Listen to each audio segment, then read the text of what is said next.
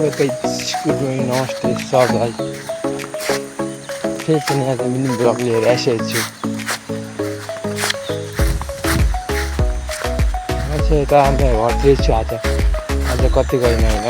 आज मैले घरतिर छु, मेरो घर यहाँ छ अनि यो चर्च हो। चर्चतिर यसो बस्न आएको मात्र होइन।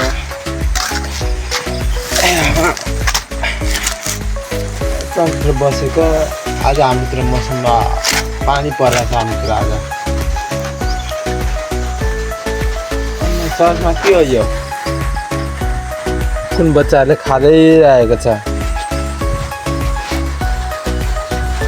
आज पानी परिरहेको छ, चाहिँ मौसम पनि पानी परिरहेछ। पानी परिरहेको पानी परिरहेछ।